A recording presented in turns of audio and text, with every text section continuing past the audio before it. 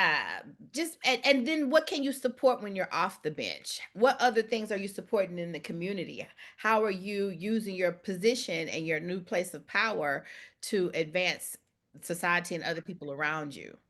But I think that restorative justice, and I think that part where there's that discretion, the judges have that wide range of discretion in how they implement their rulings.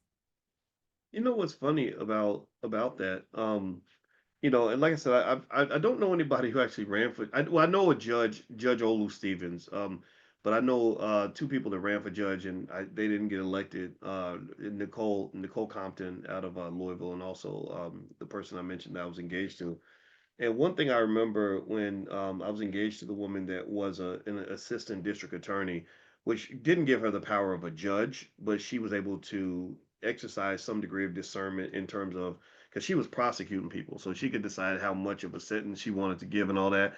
Is I remember saying to her, I said, "Do you ever worry about running into defendants like in the grocery store? Syracuse ain't no big place, you know." And she said, "Yeah, I see them all the time, and usually those people are very um, appreciative of the fact that she was fair. It Uh-huh. wasn't, and then they're not. It's not like they're happy because she gave them light sentences. Because sometimes she would, you know, you really did something where you need to be punished.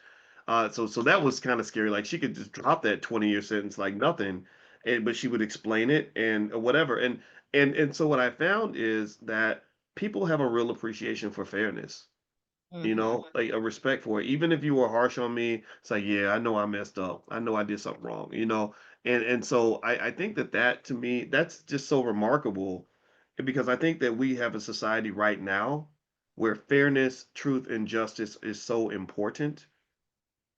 Because if you go all the way up to the presidency, you can't convince me in a million years that what's going on in the White House is fair and just, right? But then here's the problem, though, where people get mad at me is I say I didn't see fairness and justice before.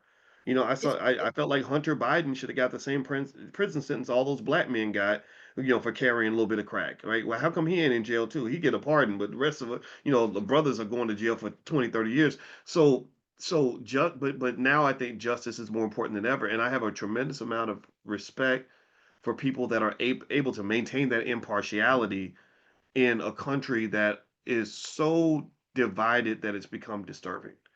Are you disturbed by the division and just the extremism and all that stuff that's going on? How do you feel about that? Well, I'm one of your queens on your, and I go live with your girls twice a week, and so they call me the I'm the honorary optimist. So it's so it's just hard for me to get discouraged. I've trained my mind to be optimistic, and there's not any news cycle that can convince me that we are getting worse. I believe we're getting better. I think it's impossible for us to regress, right? Um, Wow.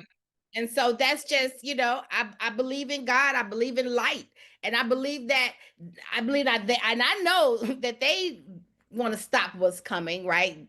Us waking up and coming into power of who we are. So in many ways, that's why you see so much stuff going on.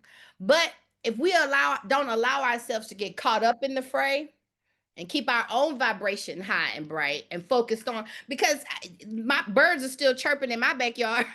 Butterflies are still flying around, and people are still falling in love, and people are still making a whole lot of money.